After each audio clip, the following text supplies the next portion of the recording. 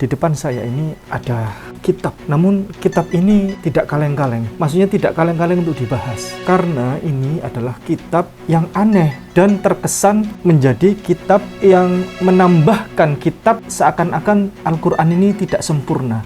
MUI sudah 2 kali mengeluarkan fatwa tahun 80 dan tahun 25. Jadi tidak ada lagi Nabi dan Rasul setelah Muhammad SAW. Ya, jadi ketika ada orang mengklaim punya Nabi Rasul, jelas menyimpan. Di sini ada kalimat inna arsalna Ahmada ila qaumihi, karena ini bukan wahyu, jadi nggak enak. Ya, nggak enak itu ya. Inna arsalna Ahmada. Jadi sesungguhnya kami menurunkan Ahmad ini. Ahmad ini Mirza Ghulam Ahmad itu, nabinya orang Ahmadiyah itu. Jadi sebagai Rasul baru begitu. Jadi selalu ada ayat Quran, tapi ada dirangkai dengan tambahannya sendiri.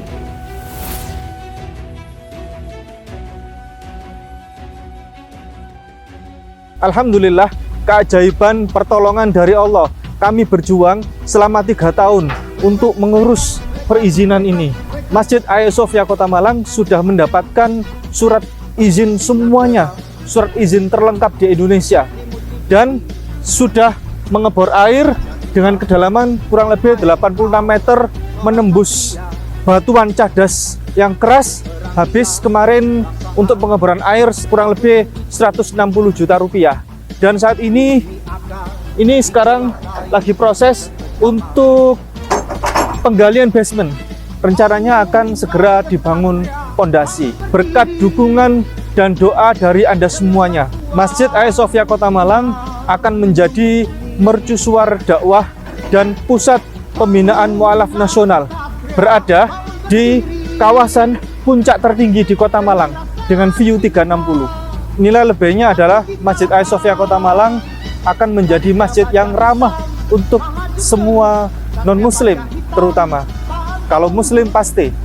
Jadi nanti di bagian soft belakang akan kami sediakan tempat duduk bagi siapapun non-muslim yang mau belajar sholat atau ingin melihat tentang indahnya ibadahnya orang muslim.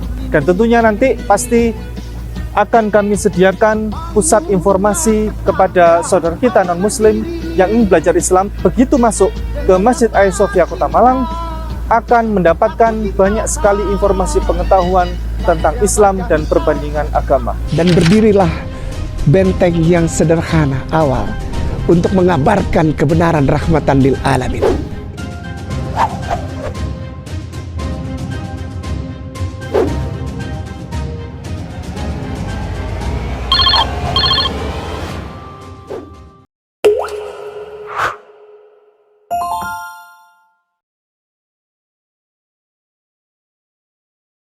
Alhamdulillah, kami saat ini berada di Kota Bekasi, di kediaman Tuan Guru yang kami muliakan, Kiai Haji Abu Didat, dan beliau adalah satu-satunya di Majelis Ulama Indonesia yang ahli kristologi. Nah ini, saya kasih contoh. Boleh minta tolong di zoom. Nah ini. Kiai Haji Abu Didat, pakar kristologi Indonesia. Di sini di kediaman beliau sedang banjir buku. Jadi yang namanya buku ini seperti lautan di sini, dan juga banjir sertifikat. Jadi sertifikat ini ditempel di sepanjang tembok, mulai tembok sana sampai sana, semuanya di sini. Ini adalah penghargaan dari Gontor. Dari mana nih Kiai? Gontor ya. Nah, ini pakar kristologi Indonesia. Pemirsa yang kami muliakan, di depan saya ini ada kitab. Namun kitab ini tidak kaleng-kaleng. Karena apa? Maksudnya tidak kaleng-kaleng untuk dibahas. Karena ini adalah kitab yang aneh dan terkesan menjadi kitab yang menambahkan kitab, seakan-akan Al-Quran ini tidak sempurna, sehingga perlu ditambahkan kitab suci baru bernama Tadhkirah. Jadi ini yang menciptakan adalah dari umat Islam sendiri sebagai wahyu tambahan. setelah dari wafatnya Rasulullah Muhammad ada nabi baru yang datang, yakni nanti kita bahas siapa nabi baru yang datang itu, yang diklaim sebagai nabi atau mengklaim dirinya sendiri sebagai nabi. Tadhkirah itu artinya tiket ya, tiket, mungkin tiket menuju surga kali ya. Jadi Hadratu al-Masihi al-Maw'udi alaihissalam artinya adalah Mesias yang dijanjikan, semoga kedamaian menyertainya. Jadi Mesiah atau nabi yang dijanjikan ini. Kemudian kenapa saya bilang ini adalah aneh, karena ini bisa kita lihat intinya saja, inti dari kitab ini. Di sini tertulis wahyun muqaddasun, artinya adalah wahyu yang suci. Kalau kita tahu Alkitab Bible maksudnya, Biblenya orang Kristen kan biasanya tertulis Alkitabul Muqaddas ya, atau kitab suci, atau kitab yang disucikan, begitu. Jadi ini adalah wahyun muqaddasun, wahyun muqaddas artinya adalah wahyu yang suci. Di sini tertera begini, ini tulisan ini. Ini kalau kita baca panjang ini, cuman karena harokatnya ini unik, jadinya bisa dipendek, dimampetkan.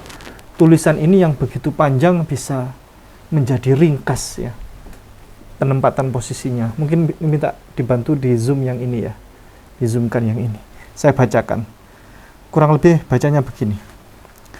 Ru'ya wa kasyuf hadrati al-Masihi al-Maw'udi alaihi salatu wassalam wahyun muqaddasun wa muta'allaqatu al-wahyi. Artinya begini, penglihatan dan wahyu dari Mesias yang dijanjikan, semoga kedamaian menyertainya. Jadi ini jelas sekali tertulis adalah wahyu. Kemudian yang lalu saya sempat mempertanyakan kepada beberapa orang bahwa apakah Tadhkirah ini adalah kitab suci bagi kalangan Ahmadiyah. Jadi ini kitab yang mereka sangat diagungkan oleh kalangan Ahmadiyah ini, kitab ini, Tadhkirah ini. Saya sempat bertanya kepada beberapa kalangan. Jadi ada beberapa kalangan yang menjawab bahwa ini sebenarnya bukan kitab baru, bukan kitab tambahan dari Al-Quran, bukan kitab sucinya Ahmadiyah. Tetapi ini disinyalir katanya adalah tafsiran dari Al-Quran. Itu. Jadi saya yang menjawab terkait ini kepada saya bukan hanya satu orang, dua orang. Beberapa orang menjawab bahwasanya ini bukan kitab suci katanya, tapi adalah tafsiran dari kitab suci Al-Quran, kitab sucinya umat Islam. Nah, yang menjadi persoalan ini coba saya bacakan. Ini mewakili saja. Kalau kita baca ini coba kita baca ini secara ringkas saja. Paragraf ya, satu paragraf ini. Ini menarik, karena ini mewakili dari isi dari kitab ini. Kalau isi kitab secara keseluruhan bentuknya seperti ini. Tanpa harokat, tanpa AIU, tanpa fathah kasroh dhammah, tanpa tanda baca. Jadi ini bentuknya Arab gundul dan khatnya itu khat yang miring-miring, khat yang kuno, yang lama ya. Ini coba kita bacakan di sini. Wa ra'aitu dzata lailatin wa ana ghulamun. Jadi ini adalah Mirza Ghulam Ahmad ini. Ana ghulamun. Hadits as-sinni ka'anni fi baitin latifin nadhifin yudhkaru fiha Rasulullah sallallahu alaihi wasallam. Faqultu ayyuhan nas aina Rasulullah sallallahu alaihi wasallam.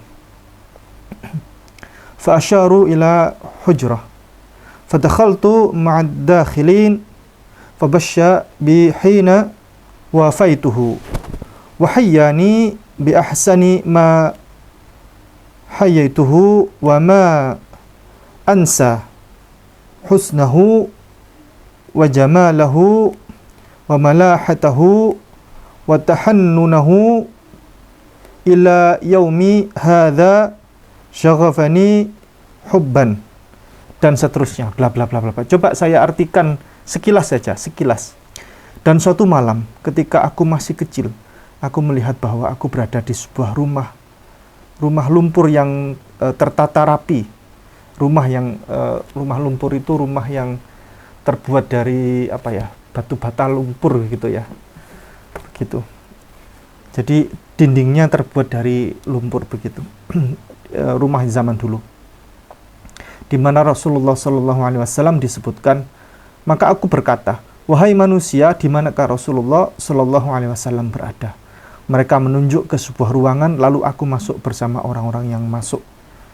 Beliau menyambutku dengan hangat dan aku bertemu dengannya.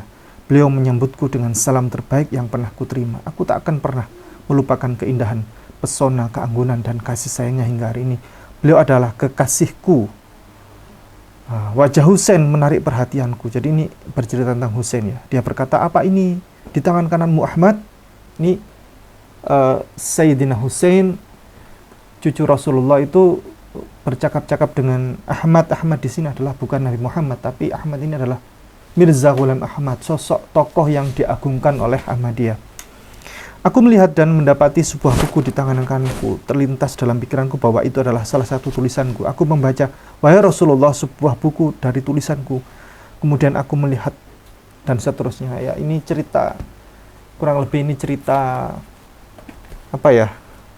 Tapi di sini ada persoalan. Persoalannya adalah begini. Di sini tercantum bahwa kemudian aku terbangun, menangis, dan Allah menanamkan dalam hatiku bahwa yang telah mati itu adalah Islam, dan seterusnya, bla bla bla bla bla bla. Dan Allah akan menghidupkannya kembali melalui diriku dengan pengalaman spiritual dalam diri Rasulullah. Semoga Allah memberinya berkah dan keselamatan, dan apa yang membuatmu tahu mungkin waktunya sudah dekat, kamu akan termasuk di antara orang-orang yang menunggu, dan dalam penglihatan ini Rasulullah membimbingku. Jadi dalam kitab ini, Tadhkirah ini semacam ada bercerita tentang pewahyuan dari Mirza Ghulam Ahmad. Dia mendapatkan wahyu tapi melalui mimpi-mimpinya. Dia terbangun tadi, dia bercerita bahwa dia terbangun dalam tidurnya dan dia kaget, dia menangis, dan dia menyatakan bahwa Islam akan bangkit melalui dirinya. Allah akan membimbingnya dan juga termasuk atas bimbingan dari Rasulullah Muhammad SAW. Nah ini kita akan membicarakan tentang ini, kitab hijau ini yang sangat tebal ini. Bersama Kiai Haji Abu Didat, beliau dari Ketua LDK Lembaga Dakwah Khusus Majelis Ulama Indonesia Pusat. Tentunya beliau sangat berkompeten membahas tentang ini. Apakah ini kitab suci atau bukan? Apakah itu golongan Ahmadiyah dan seterusnya? Karena Kiai, Ahmadiyah ini cukup besar ya, terutama di Inggris, dan menurut Kiai Abu Didat bahwa Ahmadiyah ini banyak sekali yang menjadi marketnya itu adalah dari kalangan Kristen, terutama bukan dari kalangan Islam, tapi dari kalangan Kristen, disyahadatkan masuk Islam, kemudian baru ikut gerakan Ahmadiyah. Mereka kuat dari kristologinya, jadi mereka memang kaderisasinya dari penyebaran keilmuan tentang kristologi, bagaimana pembelajaran tentang Bible dan seterusnya, sehingga orang-orang Kristen ini tarik untuk masuk ke kalangan Ahmadiyah, begitu. Nah, silakan, monggo Kiai Abu Didat barangkali. Termasuk ini di Bogor ini, saya dapat informasi bahwa ada satu kampung itu mayoritas Ahmadiyah, ya, di Bogor dekat sini. Itu ada satu kampung, ya, satu dusun desa itu mayoritas masyarakatnya itu warga Ahmadiyah.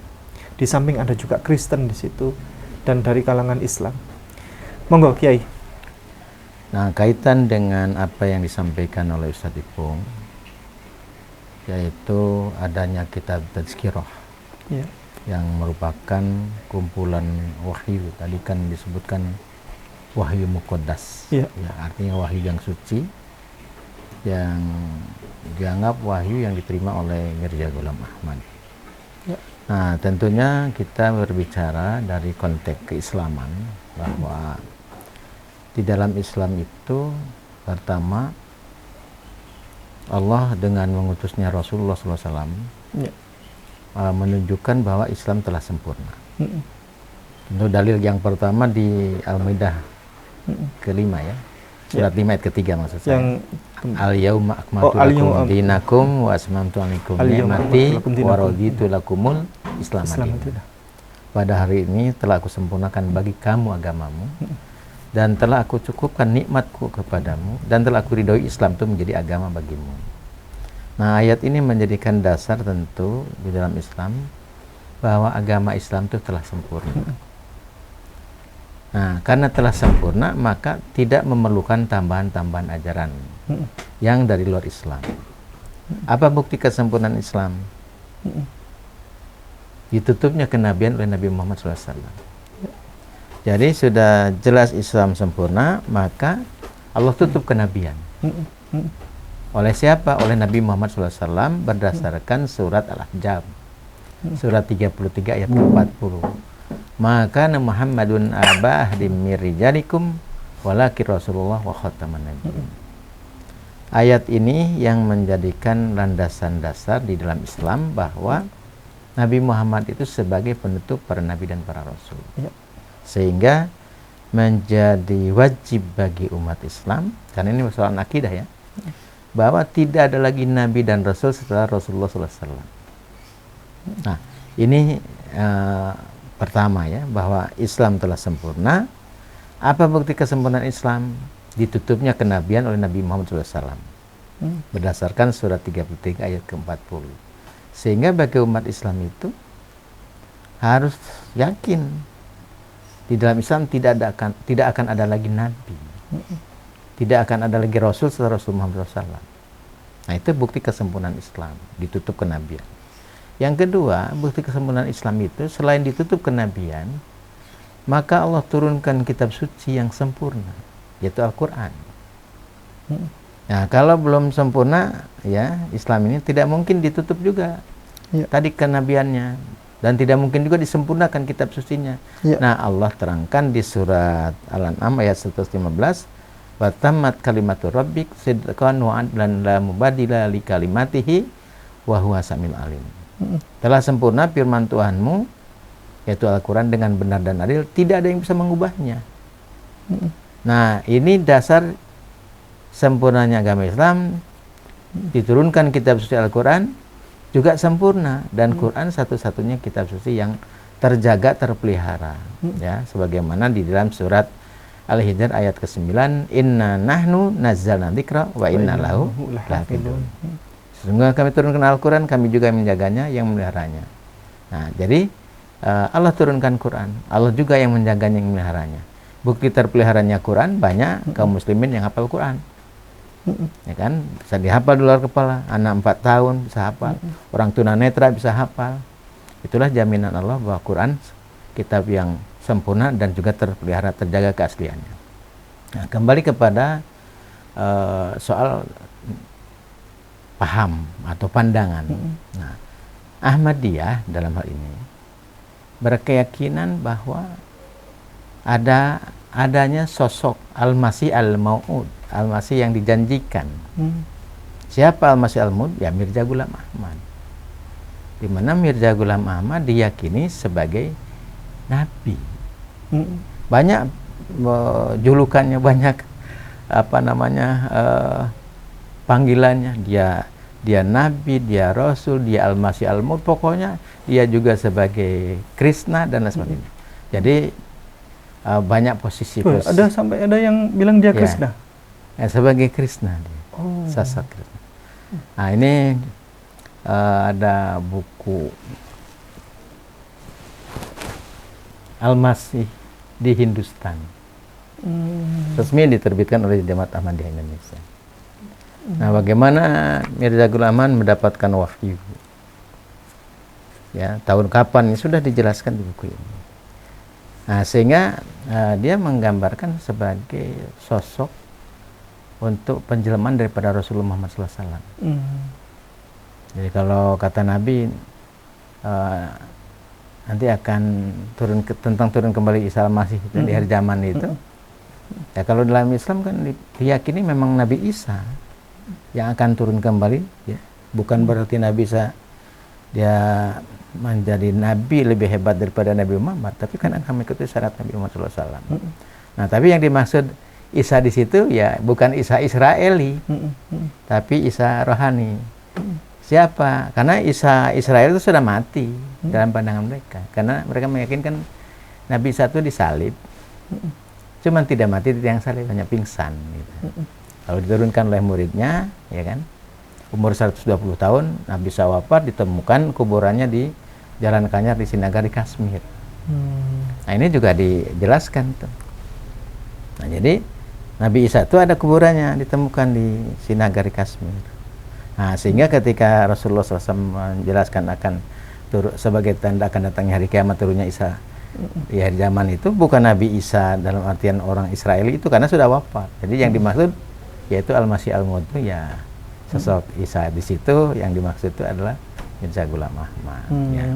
Nah, kemudian bagaimana tentang pengakuan sebagai nabi? Ini kan banyak dijelaskan di kitab Tazkirah sendiri, ya. Jadi ini pangkal utamanya penyimpangan dari Ahmadiyah itu karena meyakini keberadaan Mirza Ghulam Ahmad sebagai nabi. Sedangkan tadi berdasarkan surat 33 ayat ke-40 bahwa Nabi Muhammad sebagai penutup para nabi.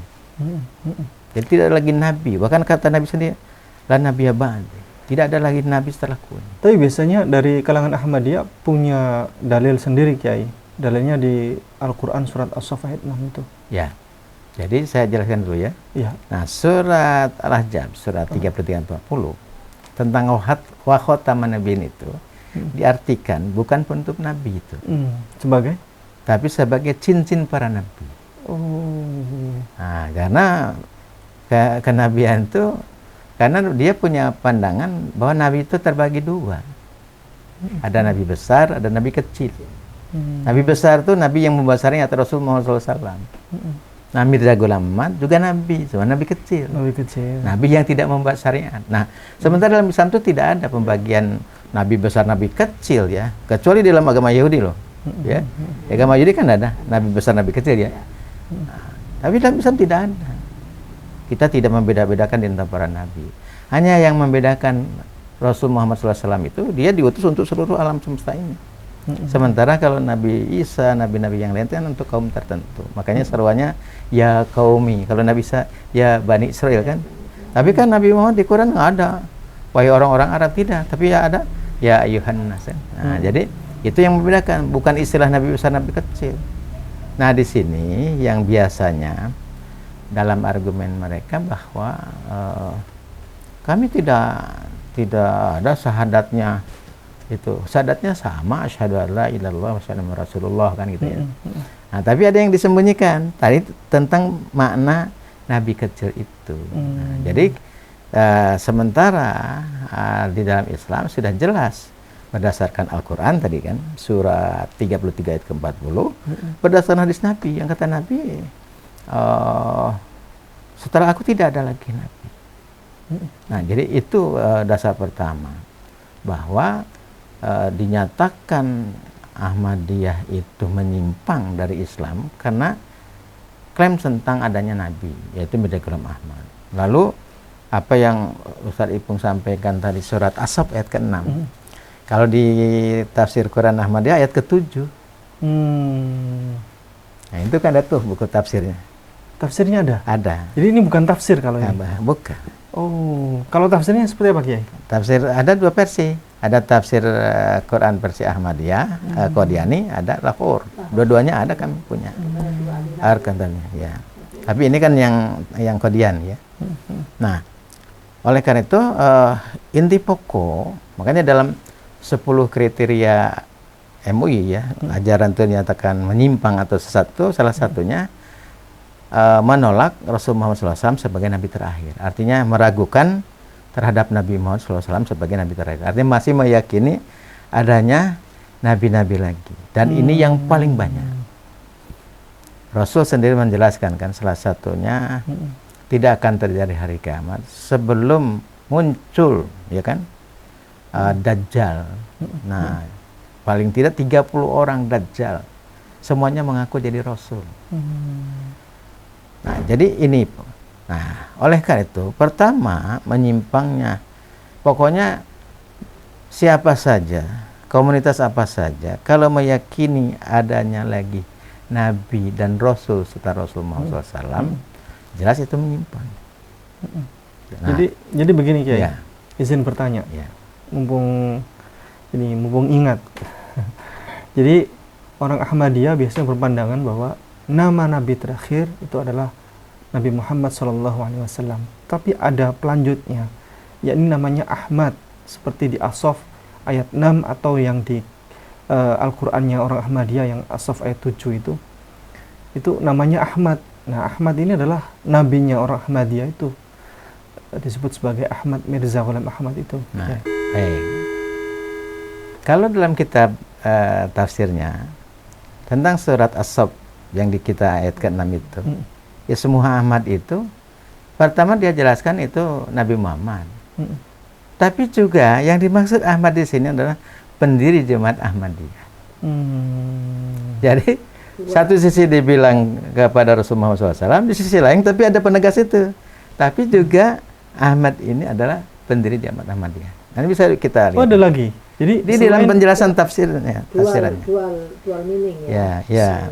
Padahal kata Nabi kan, namaku ini Muhammad, namaku ini Ahmad, Al-Aqib, kan? Nah, kan itu ya. Jadi Ahmad dimaksud Ismu Ahmad dalam Quran itu, surat As-Saff itu, bukan Ahmad Mirza Ghulam Ahmad, bukan Ahmad Musodek, ya. Bukan Ahmad Saifuddin yang ngaku Nabi dari Tegal, bukan Ahmad Sayuti orang tukang cukur dari Bandung, tapi yang maksud Ahmad itu ya Nabi Muhammad. Makanya dalam hadis terangkan, namaku ini juga Ahmad, kata Rasul Muhammad. Jadi Ahmad di situ bukan untuk yang lain, untuk Nabi Muhammad. Nah, tapi di dalam tafsir yang versi Ahmadiyah Qadiani itu ya yang dimaksud Ahmad itu ya ada penegasan di situ. Pendiri jemaat Ahmad. Nanti bisa kita lihat ya. Dalam tafsirnya ya. Nah, kemudian tadi ini kan berangkat dari kenabian. Biasanya orang yang ngaku jadi nabi itu ngaku dapat wahyu. Makanya ini ada wahyu muqaddas. Karena dia ngaku jadi nabi, maka ada wahyunya.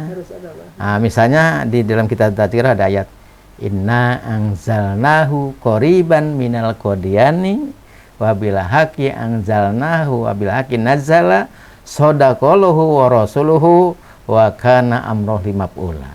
Nah, ini ternyata artinya Kiai. ada beberapa potongan ayat Quran. Lalu dimodifikasi, dirangkum, ada penambahan ya. Inna anzalnahu qoriban minal qodiyani. Jadi karena turunnya di Qadian. Nah, sungguh kami turunkan kitab ya wahyu itu minal Qadian di Qadian karena memang Mirza Ghulam Ahmad kan dari Qadian. Makanya minal Qadian. Tapi kalau yang ngaku rasulnya orang Surabaya, ini tadi ada di Tadzkirah ini. ada. Oh, coba minta tolong Kiai artikan biar pemirsa tahu. Ya. Jadi ini dulu ya. Nah, kita dudukan dulu masalahnya dulu ya. Jadi di dalam pandangan para ulama, ini sudah sepakat seluruh ulama dunia Islam bahwa ini dinyatakan menyimpang itu, bahkan di tempat lahirnya di India, di Pakistan itu, dia tidak lagi bagian daripada kaum muslimin. Makanya tempat ibadahnya bukan lagi masjid, tapi kuil. Nah, sehingga prinsipnya ya kalau sudah sebagai agama minoriti dalam prinsip Islam lakum dinukum waliyadin. Tidak ada lagi persoalan di sana. Nah, kalau tadi kan disinggung oleh Ustaz Ipong, kenapa lahirnya di India, di Pakistan, kok malah besarnya di London, di Inggris. Di Inggris. Dan pusatnya juga di London sekarang. Oh, sampai sekarang ya? Iya. Karena ini kaitan dengan bagaimana sebagai ini MUI sudah keluarkan ya. Tidak, tolong Ini di-zoomkan. Ini yang sudah diterbitkan oleh Majelis Ulama. Nah, di sini ya sudah dijelaskan. Kita lihat tadi, karena harus didudukan dulu. Ya. Jadi dalam Islam itu tidak ada lagi Nabi dan Rasul setelah Rasul Muhammad SAW. Dalilnya jelas surat 33 ayat ke-40. Nah, ini yang harus menjadi pegangan bagi seluruh kaum muslimin di mana saja berada, bahwa dalam Islam tidak ada lagi Nabi dan Rasul setelah Rasul Muhammad SAW. Jadi kalau ada yang mengklaim punya Nabi lagi, punya Rasul lagi, siapapun dia, golongan atau kelompok apapun dia, jelas menyimpang. Nah, dalam kriteria MUI yang 10 kriteria itu salah satunya dinyatakan menyimpang dari ajaran Islam, mengingkari Nabi Muhammad SAW sebagai Nabi dan Rasul yang terakhir. Jadi masih beranggapan adanya kenabian dan kerasulan Rasul Muhammad SAW. Ada namanya kelompok LK, Lembaga Kerasulan. Nah, jadi kalau kita lihat di situ tuh banyak jadi rujukan LK ini tentang adanya rasul-rasul baru, ya. Karena apa? Dia analogikan kalau di negara ini ada kementerian, maka ada menterinya. Kementerian Agama, maka ada menteri agama. Kementerian Keuangan, maka ada menterinya keuangan. Nah, menterinya meninggal, maka diganti dengan menteri yang baru. Tapi kan kementerian tetap ada. Begitu juga kerasulan. Rasulnya meninggal, Rasul Muhammad, maka ada lagi Rasul. Nah, ini berangkat dari pemikiran dari kelompok lembaga kerasulan. Dan itu Di mana lembaga kerasulan? Di Indonesia? di Indonesia, di Bandung. Oh, ada ya sampai sekarang. Jadi itu yang dijadikan rujukan oleh orang-orang mengklaim Rasul.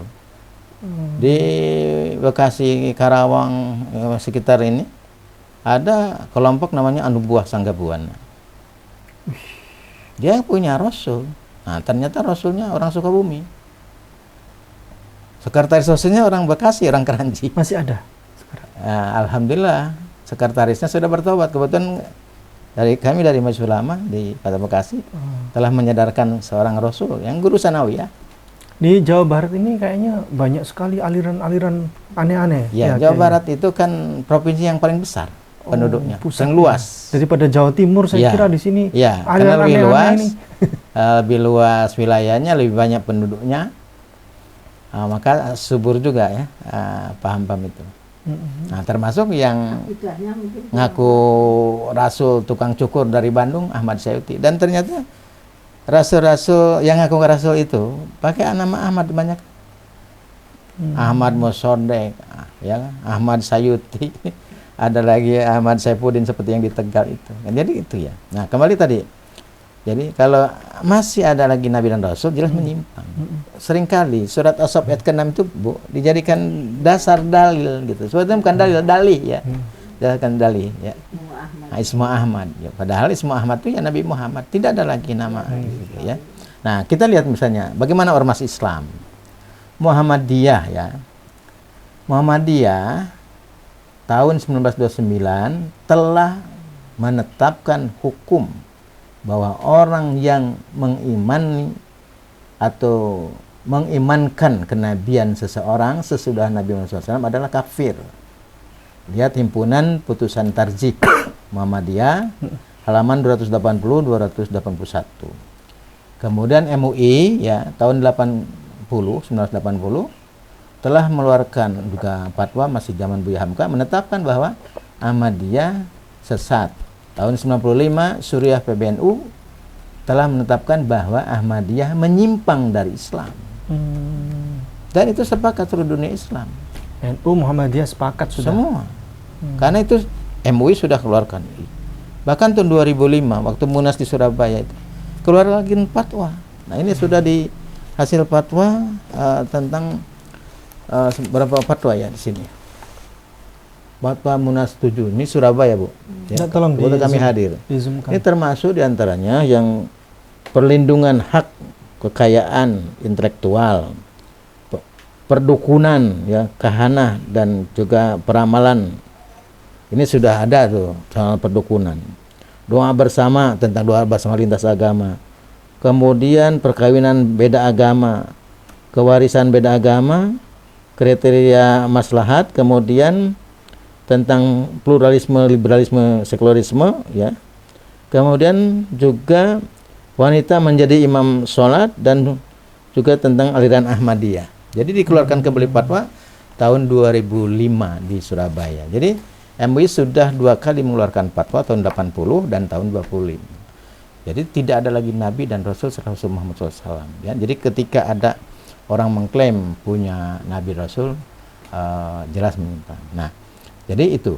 Kemudian yang kedua dinyatakan menyimpang itu tadi adanya wahyu. Makanya di dalam 10 kriteria satu ajaran yang akan menyimpang itu, diantaranya selain tadi mengingkari Nabi Muhammad SAW sebagai Nabi dan Rasul terakhir, dan juga menerima wahyu setelah Al-Quran.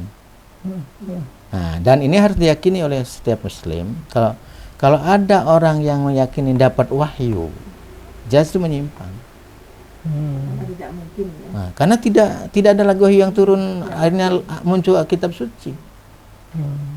Nah, ini yang banyak ngaku-ngaku. Jadi cirinya gitu. Kalau dia ngaku dapat wahyu, pasti ngaku jadi nabi, pasti ngaku dapat wahyu. Itu memang ininya, pasangannya, ya.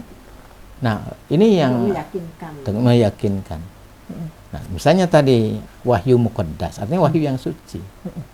Karena dia mengklaim sebagai nabi. Ya, bisa kita lihat ya, bahwa tadi tidak ada lagi wahyu yang turun setelah Al-Quran itu, tidak ada lagi kitab suci. Karena kitab suci Al-Quran itulah sempurna. Jadi agama Islam itu sempurna, tidak perlu ada lagi kitab suci atau wahyu tambahan lagi. Quran sudah sempurna. Dalilnya Al-An'am 115, fatamat kalimatu rabbik sidqan wa adlan la mubadila li kalimatihi wa huwa samiul alim. Telah sempurna firman Tuhanmu dengan benar dan adil, dan tidak ada yang bisa mengubahnya. Makanya kalau ada lagi wahyu muqaddas lagi, jelas wahyu apa? Nah, apalagi kalimatnya di dalamnya ada inna anzalnahu qariban minal qadami. Bahkan ada lagi hal ataka hadisul jaljalah. Di sini, Iya. tadhkirah ini. Iya. Oh. Jadi ada yang dari Quran, dia beda. Modifikasi. Nah, kayak tadi kan. Potong-potong zalzala sama hal ataka haditsul Itu ghasyiyah. bisa dicek betul. Ganti zalzala itu. Nah, misalnya kita ini kan ya, ini kita mengacu yang dijelaskan di dalam penjelasan Majelis Ulama ya, bahwa dalam Islam tidak ada lagi kitab suci lagi setelah Al-Quran, tidak lagi Nabi ya. Nah, kita akan lihat tadi dasarnya dalilnya jelas ya. Jelas bahwa prinsip utama penyimpangan ini pertama tentang adanya Nabi dan Rasul lagi setelah Rasulullah SAW. Yang kedua adanya wahyu setelah Quran itu. Makanya masuk kriteria menyimpang dari ajaran Islam itu ketika seseorang mengaku dapat wahyu. Nah itu ya, ini yang banyak. Kayak Ahmad Mossadegh kan ngaku dapat wahyu. Wahyunya turun di Gunung Bundar kan? Oh iya. Ada Lia. Nah, Lia Eden ya kan juga dapat wahyu. Nah, juga dikumpulkan wahyu itu. Kalau Ahmad Mossadegh dengan kelompoknya itu kan ada wahyunya. Itu satu koper itu tuh khusus tentang wahyu-wahyunya Ahmad Mossadegh yang turun di Gunung Bundar. Nah, cuman kalau dia Ahmad Mossadegh ngaku dapat wahyu itu kan bahwa dia sebagai seorang rasul bertemu dengan Waraqah bin Nawfal. Ya, Waraqah bin Nawfalnya Robert Walehan dari Advent. Nah, itu jadi ada juga kan Waraqah versi Indonesia. Ya, jadi ya itu. Nah, coba sekarang kita lihat ya. Di antaranya poin kedua tadi kan, meyakini kitab suci selain Al-Quran. Pokoknya ajaran Ahmadiyah itu menyimpang dari ajaran Islam, antara lain meyakini mereka terhadap tazkiro sebagai kitab suci, bagian tadi kan wahyu muqaddas ya. Apa di antaranya? Ya, kalau kita menyimak tadi kan di awal saya terangkan bahwa Islam sudah sempurna ya Bu ya. Maka tidak mungkin Allah turunkan wahyu lagi ya, tidak mungkin turun ya. Tidak ada lagi kitab suci lagi, tidak mungkin ada lagi nabi lagi. Itu bukti kesempurnaan itu tadi. Yang jelas sudah ditutup kenabian, itu menunjukkan Islam telah sempurna. Yang kedua, telah disempurnakan kitab suci Al-Quran, ya kan, untuk membuktikan Islam itu sudah sempurna. Maka tidak perlu lagi, pertama umat Islam tidak perlu lagi nunggu-nunggu nabi-nabi baru. Yang kedua, tidak perlu lagi menunggu kitab suci lagi setelah Al-Quran, itu sudah sempurna. Ya. Sekarang Ini Kiai, ya, mumpung ingat Kiai. Coba. Ini aneh-aneh ini. Ini minta tolong di zoom. Ini mengutip dari Quran surat Yasin, tetapi dijadikan sebagai wahyu baru oleh Mirza Ghulam Ahmad. Nama suratnya Al-Badr ini namanya. Jadi ada nama surat di dalam kitab sucinya orang Ahmadiyah ini, Tadhkirah ini Al-Badr namanya. Jadi kalau di surat di Al-Quran itu kan innama amruhu idza arada syai'an. Ini tercantum begini. Innama amruka. Ini. Idza aradta syai'an ayyaqula lahu kun fayakun. Ini seperti ini. Ya. Jadi Iya. dialihkan nisbahnya itu ya. Iya. Nisbatnya bukan lagi ke ini. Makanya di situ kayak tadi tentang inna anzalnahu, ya kan? Kalau yang punyanya apa itu kitab Quran palsu Dr. Anies Soros kan, Iya. inna anzalnahu bil haqqi bi wamdatil fajri fi saatil qadri nuron lidallin wa hudalinas fi kulli asrin furqanun haqqun wa kulun fi kulli apa begitu pula ya. Kalau ini kan inna anzalnahu qariban minal qadiyani wa bil haqqi anzalnahu wa bil haqqi nazzala sadaqallahu wa rasuluh. Itu kan ada beberapa ayat Quran tuh potongan-potongan itu dirangkai gitu kan. Nah, itu ya. Kalau itu pekerjaan yang mudah sebetulnya ya. Ya. Kita mau teliti kan bisa melakukan semua orang gitu. Ya. Nah, saya berikan contoh ini ya, misalnya tentang diambil dari Quran tapi dirangkai ya, Bu. Ya. Nah, di halaman 385 Ustaz Depong ya, di dalam kitab Tazkirah. Halaman 385. Coba dicek. Di sini ada kalimat inna arsalna Ahmada ila qaumihi fa'radu wa qalu kadzabun asir wa ja'alu yashadun alai wa yamiluna kama kamain munhimin. Karena ini bukan wahyu jadi Jadi nggak enak namanya ya, enak. nggak enak itu ya. Nah itu Bukan kayak sastra yang ya tinggi juga. beda kan kadang-kadang. Sesungguhnya kami mengutus Ahmad kepada kaumnya, maka mereka berpaling dan berkata pendusta yang sombong, dan mereka bersaksi atasnya yang mengalir seperti air yang tersurah. Nah ini diartikan karena ada nama inna arsalna Ahmad, Oh iya ini. ya kan? Jadi untuk menafsirkan yang asap itu ya makanya ditafsirkan kepada itu karena ada. Ini minta tolong di zoom yang disebutkan oleh Kiai Abu Didat ini. Ya. Inna arsalna Ahmada. Jadi sesungguhnya kami menurunkan Ahmad ini. Ahmad ini Mirza Ghulam Ahmad itu. Nabinya orang Ahmadiyah itu. Jadi sebagai rasul baru begitu. Ini nih. Inna arsalna dan seterusnya ini. Nah, kita cek dua lagi aja ya. Iya. Nah, untuk membuktikan tentang Tazkirah kata Ahmad itu. Nah, ini juga bisa dilihat di halaman 224. 224. Ya Ahmadi anta muradi wa ma'i anta wajihun fi hadrati ikhtartuka linnas linafa. Nah, di sini ya ikhtartuka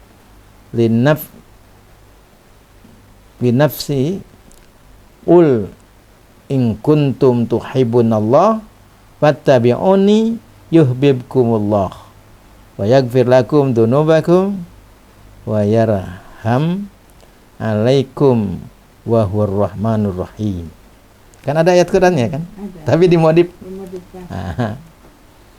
Makanya jadi kacau itu wahyu itu kan. Nah, gitu. Jadi banyak Cuma tambah sulam di sana mau di sini. nah itu. Sama dengan si Dr. Anisaurus kan? Iya. Iya. Polanya sama. Coba dibaca. dari mana Kiai tadi? Inna Ya Ahmadi, anta muradi. 284 kan? Bukan, 224. 24. Oh, ini juga ini saya keliru buka, tapi ini juga sama. Ya. Ini mengambil dari Al-Qur'an ini. Iya. Inna fatahna laka fatham mubina. Ini dan Ya. seterusnya. Jadi ini di sini lebih mengagungkan Ahmad dari Mirza Ghulam Ahmad ini. Kalau di Al-Qur'an Rasulullah Nabi disebutkan sedikit sekali di Al-Qur'an. Kalau di sini nama Ahmad Kalau banyak. ini kan langsung dipanggil langsung sama Allah. Ya Ahmadi. Oh, iya. Wahai Ahmad. Nah, 224. Ini ya Ahmad betul. Coba baca Ya. dibaca lagi. Ini. Tadi, Bang.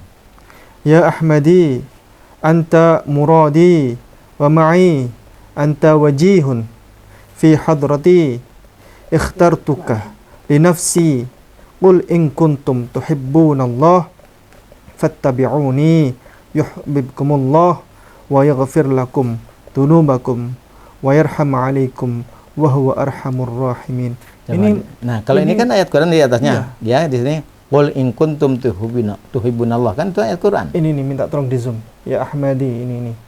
Jadi Allah langsung memanggil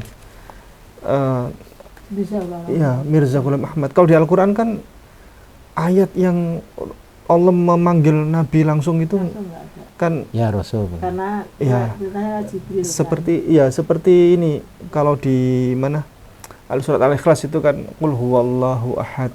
Tidak ada di situ qul ya Muhammad. Ya, yang ada ya ayyuhal nabi ya. Dia lebih tinggi ya soalnya. Silakan Kiai. Nah, ini satu lagi ya. Ini kan yang kaitannya. Halaman 241. 241. Jadi selalu ada ayat Quran, tapi ada dirangkai dengan tambahannya sendiri. 241. Ya. Nah, di sini ya Ahmadu, Ya. barakallahu fik ya. Ma romaita id romaita. Za walakinna Allah roma ya. Itu kan dari ayat Quran. Ya Ahmadu, barakallahu fik, ma ramaitah, idh ramaitah, walakinna allaha ramah, litanzira qawman ma unzira aba'uhum, walitastabina sabilu al-mujrimin.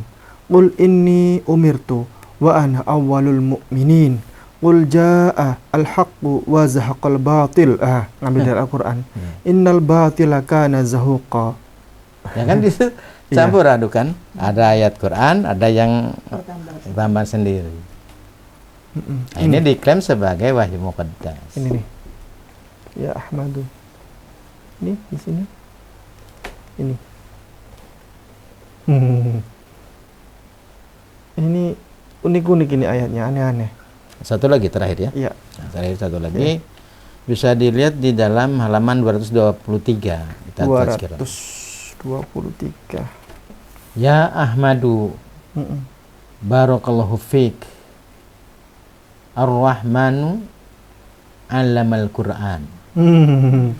Ambil dari surat Ar-Rahman ini. Nah, jadi di situ pasti Ini nih. mencontek dari ayat Quran. Jadi di sini bertebaran nama Ahmad ini. Ya. Nama Mirza Ghulam Ahmad ini disebut berkali-kali dalam kitab Tadhkirah ini, dan mengacak-acak ayat dari Al-Quran untuk disematkan ke dalam kitab Tadhkirah ini. Ini Ar-Rahman 'allamal Quran. Terus disambung dengan surat Yasin ini. Jadi Ya. saya bacakan ini Ya. lucu ini. Ya Ahmad, barakallahu fik, Ar-Rahmanu 'allamal Quran, litunzira qauman ma unzira aba'uhum. Ya. Surat Yasin. Makanya Surat kayak Yasin. tadi kan ada yang 4 ayat Quran dipotong-potong, dirangkai, ditambah lalu menjadi ayat baru. Itulah kalau dalam surat Al-Baqarah ayat 79 tuh. Fawailul lil ladzina yaktubuna al-kitaba bi aydihim tsumma yaquluna hadza min indillah. Kecelakaan yang besarlah bagi mereka yang menuliskan Alkitab dengan tangan mereka sendiri, lalu mereka kata ini juga ini datang dari Allah. Jadi nah itu sekira gambarannya, sehingga Majelis Ulama sudah menetapkan ya siapa saja orang yang mengingkari Nabi Muhammad SAW sebagai Nabi dan Rasul terakhir, dia sudah jelas keluar. Ya, artinya dia sudah murtad kalau dia seorang Muslim. Maka dia harus kembali bersyahadat ulang. Nah, yang kedua tadi meyakini ada lagi wahyu setelah Al-Quran. Apapun namanya, mau di kitab suci apapun, ya, yang dianggap wahyu muqaddas itu, jelas menyimpang. Jadi pokok utamanya dua sebetulnya. Penyimpangan yang paling mendasar ya Bu. Satu soal kenabian, yang kedua tentang pewahyuan. Nah, padahal itu semua sudah clear dalam Islam, sudah sempurna Islamnya. Tidak perlu ada lagi nabi, ya, tidak perlu lagi ada rasul, tidak perlu lagi ada kitab suci lagi setelah Al-Quran, karena Al-Quran sudah sempurna. Sehingga umat Islam tidak perlu menunggu nabi-nabi baru, menunggu rasul-rasul baru, atau menunggu kitab suci baru, tidak perlu. Sudah sempurna kok. Nah, jadi 10 kriteria yang keluarkan oleh MUI itulah harus menjadi rujukan bagi kita umat Islam, ya, bahwa ajaran untuk menyimpang diantaranya tadi mengingkari Nabi Muhammad SAW sebagai Nabi dan Rasul terakhir. Nah, dalam kajian di Majelis Ulama yang paling banyak aliran menyimpang itu mengklaim jadi Nabi, jadi Rasul. Tapi di Indonesia hebat. Bukan hanya ngaku Nabi dari Rasul, aku malaikat Jibril pun ada. Oh iya. Ya kan? Bahkan di Bekasi pernah ada yang ngaku jadi Tuhan, coba bayangin. Tapi kan bodoh betul kalau ada yang jadi pengikutnya orang ngaku jadi Tuhan, ada pengikutnya. Nah, Di Jawa Barat ini PR-nya banyak. banyak. Jadi problem kita ini, apa permasalahan kita ini begini, apa namanya? Paham-paham yang menyimpang itu, Ya. umumnya itu dia tetap mengklaim sebagai Muslim. Dia gunakan percaya Quran, Qurannya nggak dirubah. Jadi kalau ada orang berpandangan bahwa sama dia Qurannya beda dengan kita, enggak, Qurannya sama. Nah, yang bedanya apa? Yang jadi beloknya semua paham-paham yang menyimpang penafsirannya. Seperti menjelaskan Ismu Ahmad itu juga tertuju kepada jemaat, pendiri jemaat Ahmadi. Kan itu tafsirannya yang menyimpang. Orang liberal itu pakai Quran. Orang legalkan kawin sesama jenis juga pakai Quran kok. Dia belokkan tafsirannya. Karena tidak mungkin orang merubah Qurannya. Tidak mungkin merubah Qurannya. Karena Quran itu banyak yang hafal. Maka cara Yahudi itu bagaimana menyimpangkan orang Islam dari agamanya itu ya lewat tafsirannya. Nah, itu lewat tafsirannya. Semualah paham. Contoh soal merubah zakatnya 2,5% jadi 10%. Hampir semua itu 10%. Jadi Di mana itu, Kiai? ya, kenapa masih jadi 10%? Siapa yang merubah itu? Ya semua yang aliran-aliran menyimpang itu rata-rata jadi 10%. Supaya banyak. Kenapa 10%? Oh, supaya gerakannya itu, organisasinya, lembaganya itu kuat. Iya. Sebetulnya ada korelasinya di Yahudi apa? 10%. Nah, 10%. Iya. Makanya selalu ada 12. Syiah 12 apa? 12. Suku Israel Oh, 12. Murid Yesus 12. 12. Ahmadiyah 12 apa? 12. Khalifah. Oh. Syiah 12 apa? 12 imam. Begini. Dan rata 10%. Ya. Ya, jadi ya mudah-mudahan umat Islam terpelihara, terjaga akidahnya dari paham-paham yang menyimpang. Kenapa nggak bikin angka sendiri ya? Misal 11 khalifah. Terkoneksi Iya. dianggap sebagai Jadi kalau kita membaca dalam buku Primason, silakan nanti Ustaz Ipung baca kembali. Dari 24 pasal hanya 2 intinya. Menaklukkan dunia, Yahudi itu, menghancurkan agama. Kalau melakukan dunia ya tentu ekonominya ya, politiknya. Tapi untuk menghancurkan agama apa? Dibuat agama-agama baru, dibuat agama-agama tandingan, dibuat paham-paham menimbang. Termasuk Merusak konsep dari dalam. ya dirusak dari dalam. Karena untuk menghancurkan Islam tuh ya harus dirusak dari dalam. Silakan deh. Jadi nggak kelihatan kalau musuh. Ya, saya sudah tulis dulu di buku saya itu mengawal akidah umat dari aliran-aliran sesat. Dua pertanyaan terakhir, Kiai. Lalu mengapa pengikut Ahmadiyah di Indonesia ini masih subur? Itu yang pertama. Yang kedua, apakah ada golongan Ahmadiyah yang lunak atau ada golongan Ahmadiyah yang keras? Ya. Ya. Ya, kalau melihat dari persoalan Ahmadiyah itu, kan ada Ahmadiyah Qadiani, ada Ahmadiyah Lahore. Kalau Qadiani lebih menekankan tentang Mirza Ghulam Ahmad sebagai nabi. Kalau Lahore itu Mirza Ghulam Ahmad sebagai mujaddid, Pembaharu. Tapi Majelis Ulama ya sama saja.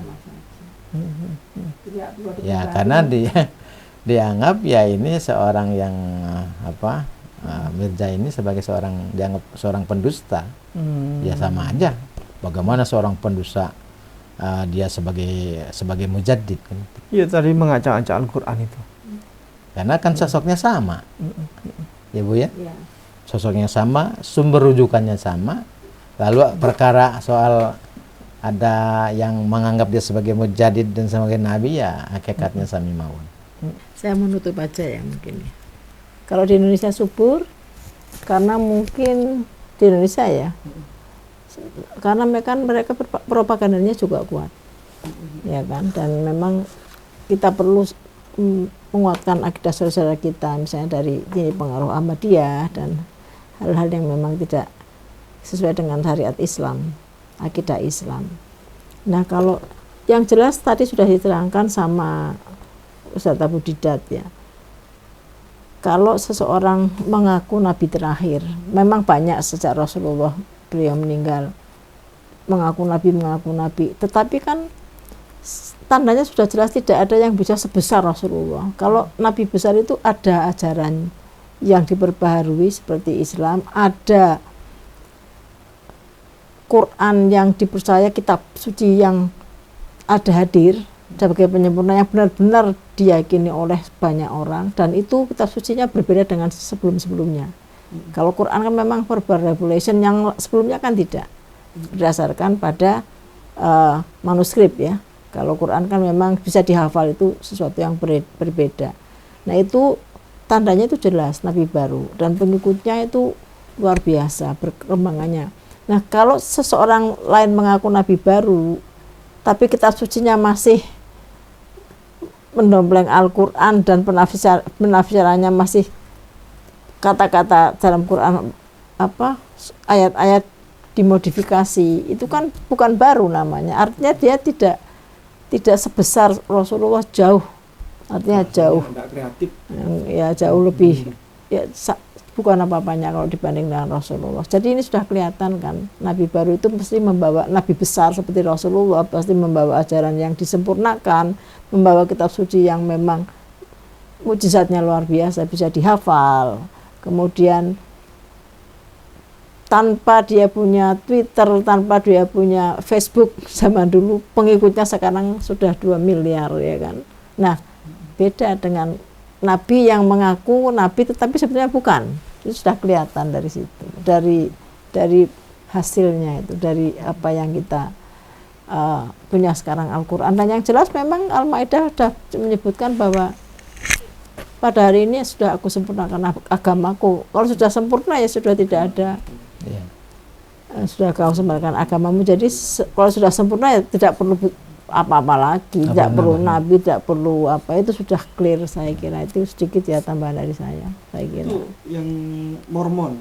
Oh iya, ini mirip kalau dalam aliran Kristen, itu mirip dengan aliran Mormon, Joseph Smith. Mirip ya, saya katakan mirip karena Joseph Smith juga lahir sekitar 1830-an. Sama dengan Mirza Ghulam Ahmad, dan dia ada selain Bible ada kitab suci lain, kitab suci Mormon itu tadi ya oleh Joseph Smith, dan dia mengatakan dia sebagai pembaharu, sebagai nabi pembaharu dalam kekristenan. Jadi kalau dilihat ini gerakannya mirip sih antara Mirza Ghulam Khatmat dengan Joseph Smith. Bedanya Joseph Smith Amerika. Ya, di Amerika, ini di India. India. Dan kan ada dua aliran ya, Qadian tadi dan Lahore di dalam Ahmadiyah tadi. Tetapi yang jelas jumlah mereka kan antara 10 sampai 20 juta, sekitar 0,5 sampai 1% dari keseluruhan umat Islam. Jadi kecil. Jadi maksudnya tidak tanda bahwa dia seorang nabi besar sudah tidak mungkin gitu loh. Dengan Quran yang cuma mengambil dimodifikasi gitu loh. Bukan kan beda dengan Quran yang sekarang kita yakini bagaimana bisa dihafal, bagaimana dia merupakan karya sastra yang tinggi, bagaimana banyak mujizat dalam Al-Quran ini, kan jauh kalau dibandingkan. Kalau tidak mungkin gitu loh antara Rasulullah dibandingkan dengan Mirza Ghulam Ahmad. Ya, makanya dia bilang nabi kecil ya.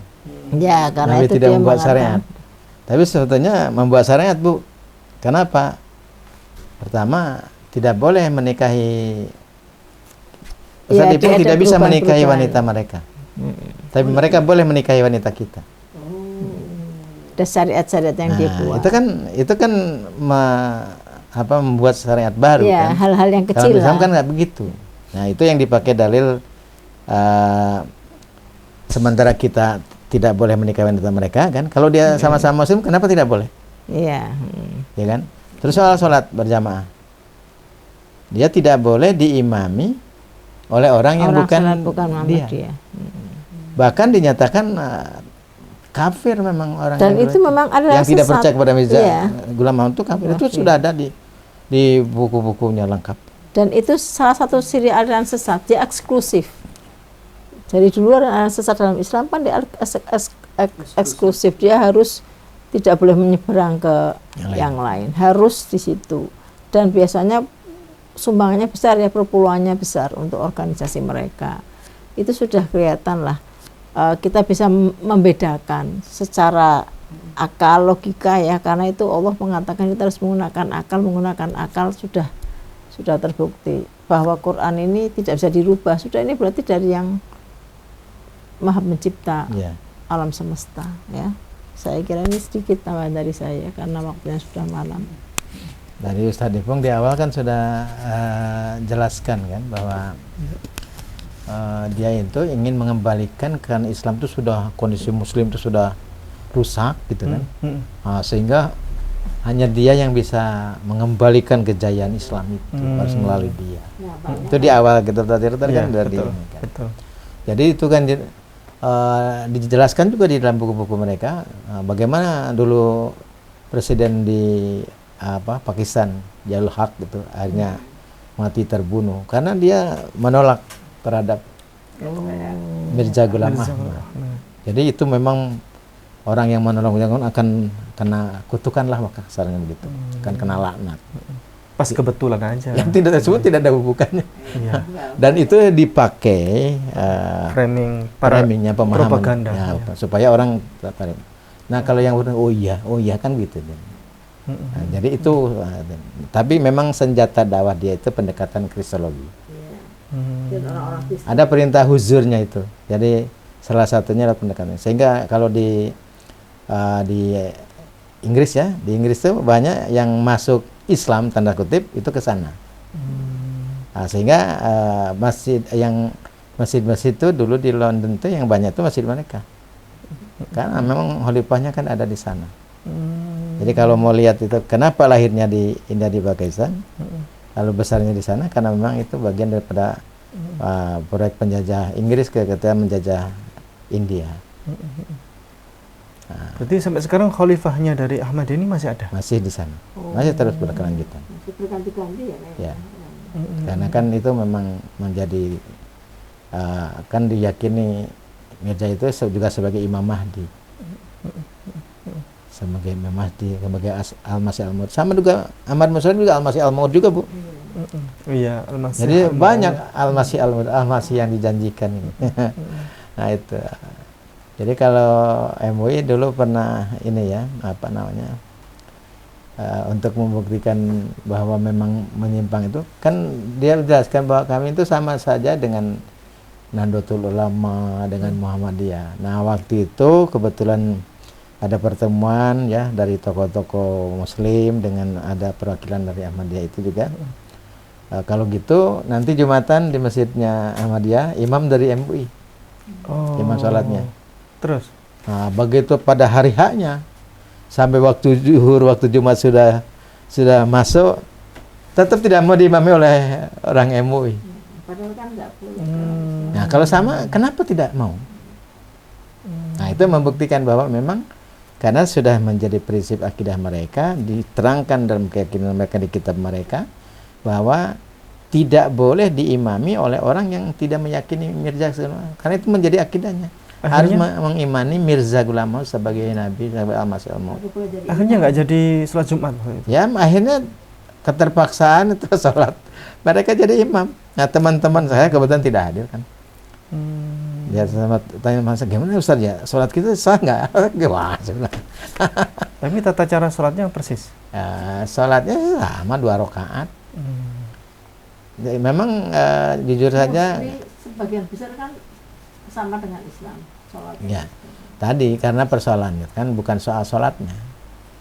Orang Kanisa Ortodoks Syria juga sholat kan, kalau bicara sholat kan. Tapi ini kan tidak sesuai dengan aturan Rasulullah SAW. Ya kalau dia sebagai seorang Muslim, harusnya kan sebagaimana kata Nabi, "Shollu kama ra'aitumuni sholli." Kenapa tidak mau diimami oleh orang? Sama dengan menyimpangi Islam jamaah kan. Dia tidak mau diimami oleh orang yang bukan ininya. Karena kita dianggap oleh kelompok Islam jamaah itu kita kafir kitabi kita. Itu intinya. Ya mudah-mudahan Ustaz Ipung ya, jadi umat Islam tetap terjaga. Karena karena Ustaz Ipung juga banyak nangani para mu'alaf. Nah, jangan sampai mu'alaf itu masuknya ke sana. Jadi kalau ada orang dari luar Islam masuk Islam, tapi kepada kelompok yang punya keyakinan Nabi lagi, ada Nabi lagi selain Nabi Muhammad SAW, ya murtad lagi dia, murtad. Masuk ke tempat yang murtad juga gitu.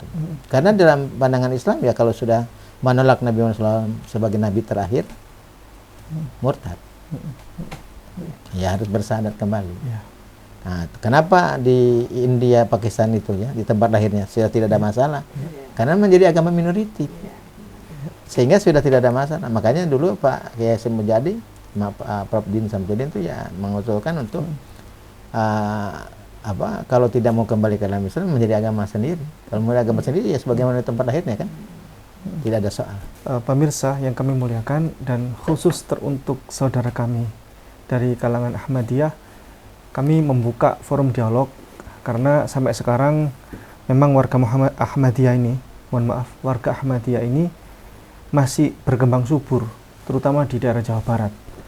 Kendati itu di Kota Malang juga masih banyak. Terus di Surabaya juga ada pengikut Ahmadiyah, masih berkembang subur. Jadi bagi siapapun Anda yang dari kalangan Ahmadiyah, kami dengan senang hati jikalau berkenan berdialog bersama kami. Silakan hubungi nomor kami di sini. 08233 121 6100. Silakan, kami dengan senang hati bisa berdialog santai, bercengkrama, kita ngopi bareng, ngobrol perkara iman, dan kita berdiskusi tentang apa itu Ahmadiyah dan seterusnya. Mari kita tentukan titik temunya dan kita tentukan titik dari tujuan kita sebenarnya nanti beragama apa itu, dan kita akan buktikan ini, pembuktian apakah ini kitab suci atau bukan. Tadkiro ini Sika Glow Hagia Sophia Micellar Water, membersihkan noda-noda termasuk noda kosmetik, noda debu. Kita mulai dari Bapak Pendeta Luga Tamburan dulu. Pakai toner itu harus pakai kapas, pakai tisu bisa tapi efektif kapas. Laki-laki boleh pakai toner atau tidak boleh, kalau pakai semakin baik. Nah, minta tolong ditunjukkan. Nah itu, walaupun Nabi ternyata punya dosa Ini beliau kemarin sudah pakai produknya Ayah Sofia. Pakai, saya suka. Yang mild cleansernya itu benar-benar bersih. Saya bandingin sama produk pembersih muka yang lain yang bentuk sabun cair gitu, lebih bersih yang ini. Punya Ayah Sofia ya. Kasih lihat. Ya. Kotor banget di jalan. Baik, ini Bapak Pendeta Yos ya. Pak Aldi, terima kasih. Sekarang kita aplikasi untuk membersihkan wajah biar benar-benar bersih.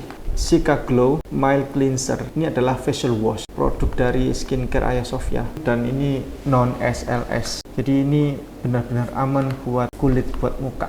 Tidak bikin ketarik-tarik ke wajah, tidak bikin kulit menjadi kaku, keras, mengering, tidak, justru membuat kulit menjadi lembut.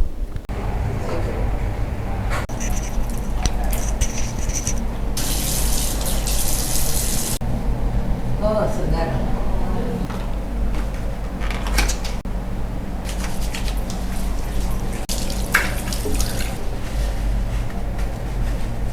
Toner sudah, facial wash sudah. Sekarang kita pakai serum glow booster untuk anti aging. Tapi katanya beliau ini kekal abadi katanya. Iya tak? Iya, betul. Walaupun katanya kekal ya, Fir'aun kalah katanya. Ini beliau tetap pakai anti aging ya. Iya, betul. Supaya bisa bersih. Awet muda ini berarti ya. Oke. Jadi glow booster Ayah Sofia ini direkomendasikan untuk kulit yang produksi minyak berlebih. Dia mampu mengatasi dan menghambat proses penuaan dini. Mengandung kakaduplam, dia mengatasi redness, brightening, hiperpigmentasi, untuk pelembab sekaligus ya. Mengandung vitamin C juga. Bu Pendeta Rin yang lalu sudah mencoba ya. Iya. Bagus kan hasilnya? Mulai ada glowing dikit lah. Pakai Hydra C itu apa namanya? Hydra Glow. Ya, Hydra Glow. Ya. Tapi Bu Pendeta Rin belum nyoba yang day cream. Oh, nanti iya, kalau nanti saya coba pakai ya. day cream hasilnya nanti glowing. Oke, gitu. saya tunggu deh. Ya, serum pelembab mengandung vitamin C, kakaduplam terutama, melembabkan, mencerahkan, menutrisi kulit. Nah, ini sekarang sesudah serum pakai Sika Glow Daily Protector. Kegunaannya untuk krim siang atau bahasa umumnya itu adalah day cream. Jadi ini sudah ada anti UV-nya. Kita aplikasi untuk Pak Pendeta Luga Tambunan. Nah, ini nabinya orang Kristen, Bapak Pendeta Luga Tambunan. Teman-teman kan bilang, Bang Luga kenapa sih abang kan nabi kok hitam sih? Nah ini kita masih butuh support dari Ayah Sofia supaya para nabi akhir zaman ini perlu glowing ya kan? Nah kalian juga pakailah, biar kalian juga nggak gosong. Apalagi kalian yang berada di lapangan ya kan? Nah, ini Bu Pendeta Rin menggunakan Sika Glow Daily Protector. Memang untuk mencerahkan ya, menutrisi kulit. Jadi bisa memutihkan gitu, Pak? Ya. Oh, wah itu yang dicari. Yang udah putih aja mau tambah putih.